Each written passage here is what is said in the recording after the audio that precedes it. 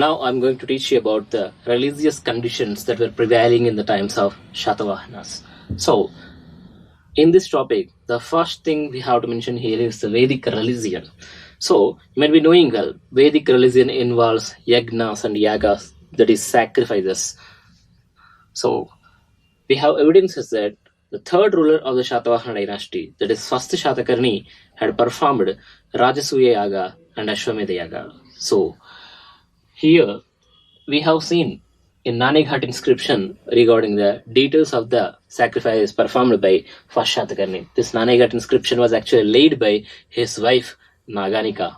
So, we have also seen that Shatakarni first have also donated lot of cows and karshapanas to the Brahmins. Here karshapanas means the silver coins. In the times of Satavahanas, suvarnakas means gold coins and karshapanas means silver coins. So there are evidences in the inscriptions, particularly in Nanighat inscription, that first Shatakarni donated a number of cows and karshapanas to the Brahmins for performing these Vedic sacrifices. So, and we have also seen that first Shatakarni named one of his sons as Vedashri. So, out of his passion towards the Vedic religion, he had named one of his sons as Vedashri. So, after first Shatakarni, now we need to mention about the 23rd ruler of the Satavahana dynasty and the greatest ruler of the Satavahana dynasty, that is Gautamiputra Shatakarni. So, Gautamiputra Shatakarni, as I have said, is regarded as the greatest ruler in the Satavahana dynasty, and he had declared himself as Eka Brahmana, that is the staunch supporter of Brahmana. So it shows that he protected the Vedic religion, and we have also evidence that he had tried to stop the Varna Sankara, that is the inter-Varna marriages. He had stopped the inter-Varna marriages. So here, by the title Eka Brahmana, it shows that he was a stanch supporter of the Brahmanas. And he had also another title known as Agama Nilaya. So here, Agama means text and Nilaya means abode. That means Gautamiputra Shatakarni himself is regarded as an abode of books. So that is, this title indicates that Gautamiputra Shatakarni had studied several Shastras. That is, there are evidences that Gautamiputra Shatakarni was a very learned man. He had studied several Shastras and other Vedic books and Puranas, etc. So that's why Gautamiputra Shatakarni was having this Agama Nilaya as his title. So, when you observe the Nasik inscriptions at Nasik, in Nasik inscription, we have names like Rama, Kesava, Arjuna, and Bhimasena. So all this indicates that usually this Rama, Kesava, Arjuna, and Bhimasena, we know who are these Puranic people. So here, so next in the Nanighat inscription also, we come across names such as Sankarshna, Vasudeva, Indra, Sun, Moon, and the names of the Palakas like Vasava, Kubera, Varuna, and Yama. So all these names indicate that, particularly those which are related to Rama and Krishna, indicate that in the times of Satavahanas, Vaishnavism or Bhagavatism had its strong hold in the Satavahana dynasty or Satavahana kingdom. So here, Rama, Kesava, Arjuna, and Bhimasena. So this Rama is a Puranic person in Ramayana, and Arjuna, Bhima, and Keshava is nothing but is in next Arjuna and Bhimasena. These were part of the Mahabharata story. So Keshava means actually Vishnu. So this shows that the religion revolved around the incarnations of Lord Vishnu, that is Rama and Krishna. And in Nanighat inscription, the word Sankarshna shows that here, whatever we say, the Balarama is a brother of Krishna, the actual name of Balarama was actually Sankarshna. So since Sankarshna had been mentioned here, and Vasudeva was mentioned here, so since father of Lord Sri Krishna was Vasudeva, so the Sri Krishna was known as Vasudeva. So Sankarshna and Vasudeva, that is Balarama and Krishna were mentioned, and Indra, Sun, and Moon were also mentioned. So all these names show that Vaishnavism or Bhagavatism had a strong hold. And the names of Dikpalakas, here Dik means directions and Palakas means the gods of the directions, that is the gods who controlled all the directions were known as Dikpalakas. So usually we call it as Ashtadikpalakas, that is, 8 directions has 8 in charges or 8 gods upon them. So here, among the Dikpalakas, we have the names of Vasava, Kubera, Varuna, and Yama. These are actually the 4 of the 8 Ashtadikpalakas. So all these gods were worshipped in the times of Satavahanas. And we have also evidence that Puranic Hindu religion was present in the times of Satavahanas, and many of the historians say that this Puranic Hindu religion had replaced some of the activities of the Vedic religion in the times of Satavahana itself. So, Vedic religion usually deals with the sacrifices, that is yagnas and yagas, but when coming to the Puranic Hindu religion, it is always based on the personal devotion of the devotee towards the god. So in this Puranic Hindu religion, the main activities we found, the main tradition, customs or rites we found are the personal devotion towards the god, that is vratas. So vratas were the main component of this Puranic Hindu religion. So Puranas were also written in this time only. So, and we have also seen that Govardhana, Krishna, and Gopala were also mentioned in many of the textual resources or inscriptional resources of the Satavahana period. Here, Govardhana means Krishna itself, and Krishna and Gopala, all these names are attributed to Lord Sri Krishna. So, this shows that Vaishnavism or Bhagavatism was very popular in the times of Satavahanas. So, next, coming to the literary source, that is Gadha Saptashati. You might be knowing well, Gadha Saptashati was actually written by the 17th Satavahana emperor, that is Hala. So here Gadha means stories, and Sapta means 7, and Shati means 100. That is, Gadha Saptashati is a compilation or collection of 700 stories written by Hala, that is the 17th ruler of the Satavahana dynasty. So in Gadha Saptashati, we have in the introduction, in the beginning parts of Gadha Saptashati, we have words such as Madhusudana, Damodara, Gopika, and Yashoda. So here, what we can observe here is that this Madhusudana and Damodara, Madhusudana and Damodara, both of these names are actually the names of Sri Krishna itself. So, and Gopikas and Yashodas, you might be knowing well, Gopikas were there with Sri Krishna, and Yashoda was the mother of Sri Krishna. So, this Madhusudana, Damodara, Gopikas, and Yashoda, the words which were mentioned in the beginning of the Gadha Saptashati also indicate that this Vaishnavism or Bhagavatism was very popular in those times. And when we go to the ending of that book, Gadha Saptashati, we found certain names such as Pashupati and Gauri. Here, Pashupati means Lord Shiva, and Gauri means Goddess Parvati. So, this Pashupati about God Shiva and Gauri about God Parvati indicate that itself in the Gadha Saptashati indicates that Shaivism was also having popularity in those times. That is, in the beginning of the Gadha Saptashati, we have the names of Madhusudana, Damodara, Gopikas, and Yashoda, and in the ending parts of the ending pages of the Gadha Saptashati, in beginning we have Vaishnavism, and in the ending pages of Gadha Saptashati we have names such as Pashupati and Gauri. So these indicate that Shaivism was also popular in the times of Satavahanas. And we have also evidence that nowadays also a Shivalinga is present at Gudimallam, and this Shivalinga is the world's oldest Shivalinga.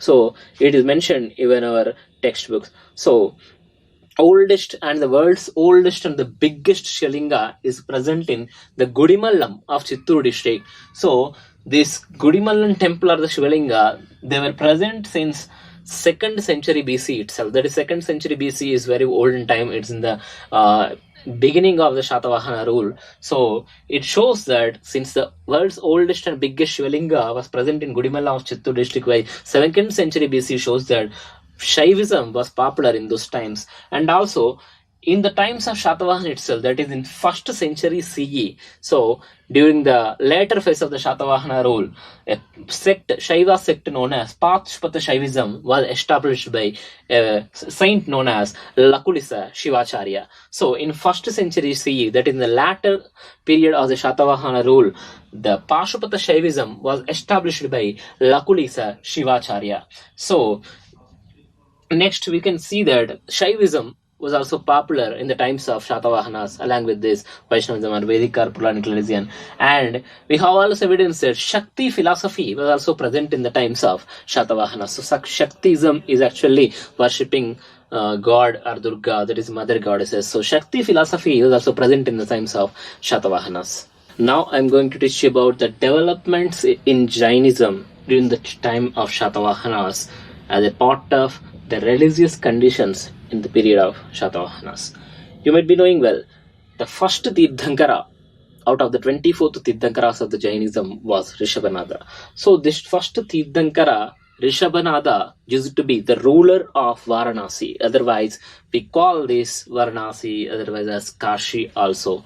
So this Rishabhanada had a son known as Bahubali. So this Bahubali used to be the ruler of Asmaka Mahajanapada, that is the present day Bodhan and surrounding area. So why we are mentioning this point here? Because we want to show the linkage between the Telugu area and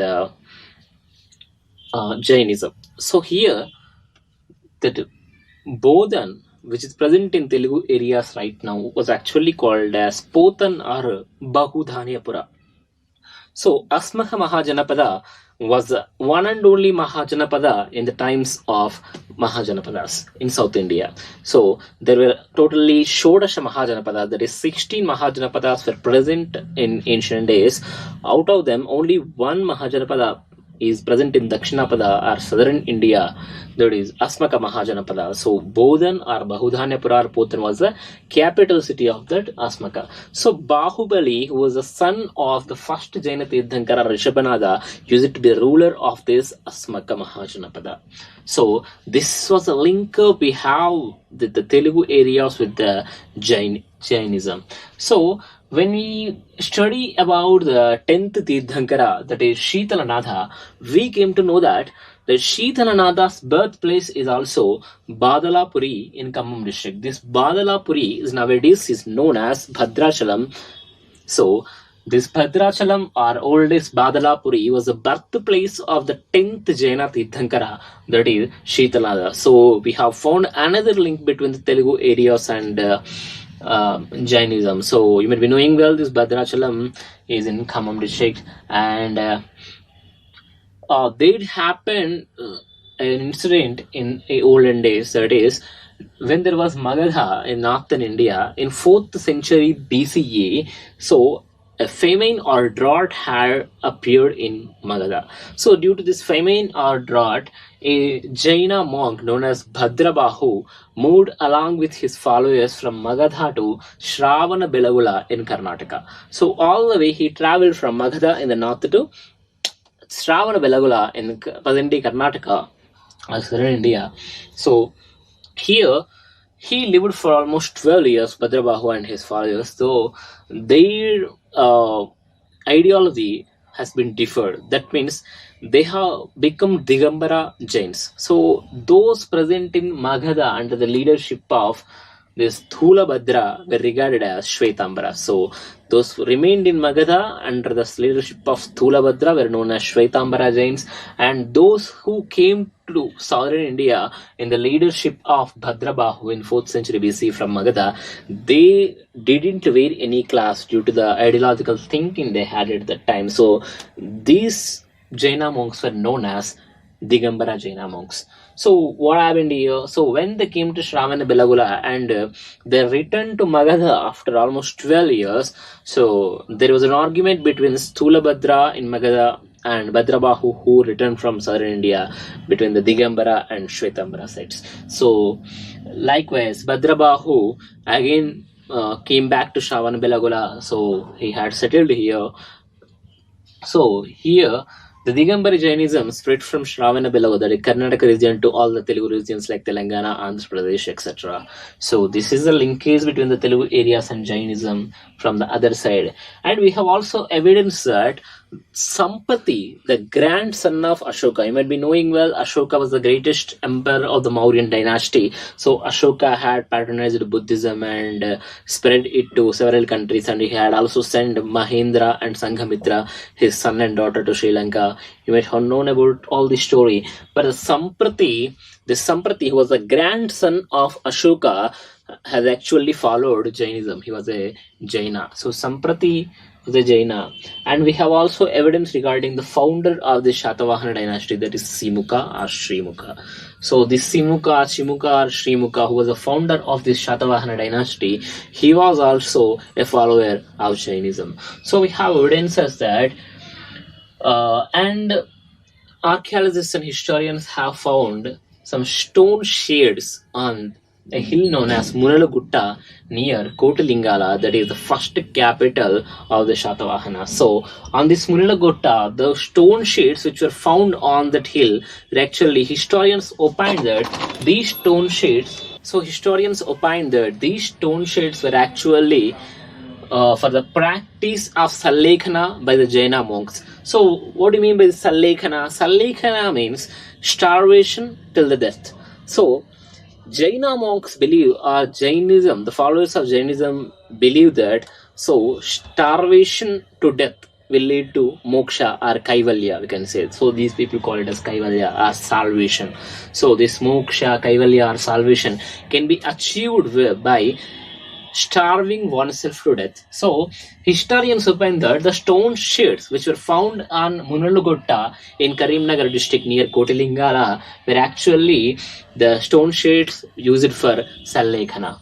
And we have textual evidence in the form of Kalakasuri Prabandha. So in Kalakasuri Prabandha, it was mentioned that a Jaina monk had visited one of the court of one of the rulers of the Satavahana period. So a Jaina monk had visited the court of one of the Satavahana rulers, and one of those Satavahana rulers patronized that certain Jaina monk.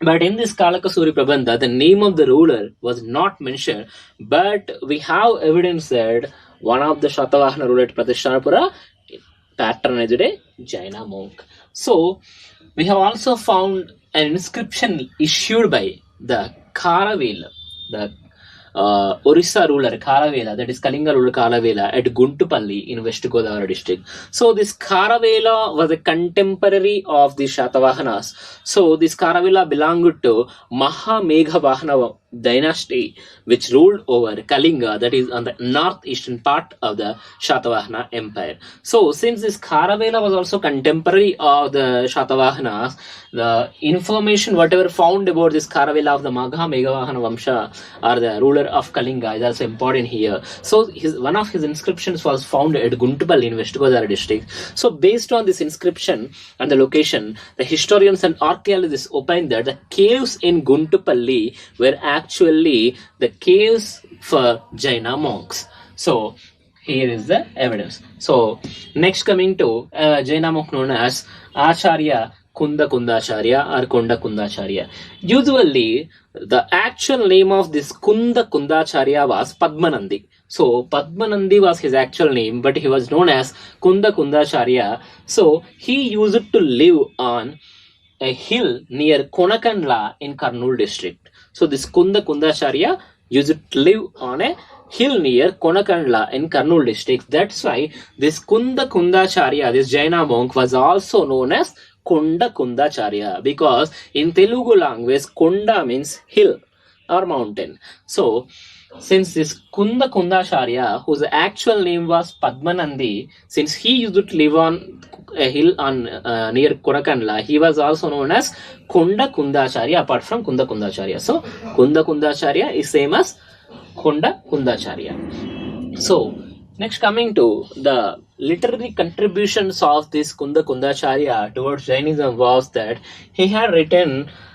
texts like Samayasara, Moolachara, Panchashaktiya and Pravanachanasara. So all these popular texts were written by the Jaina monk Kondakundacharya. So we have evidence that this Kondakundacharya actually belonged to the Digambara sect of Jainism. We have also seen that Digambara Jaina monks, they won't wear any cloths on their body. So this Kondakundacharya was also a Digambara Jaina monk, and he had written Samayasara, Mulachara, Panchashaktiya, and Pravachana Sara. So this Kondakundacharya or Kondakundacharya himself has found a sect in Jainism known as Anekantavada. So this Anekantavada philosophy was established by Kundakundacharya, who lived in near a hill known as hill near Konakanla in Kurnool district.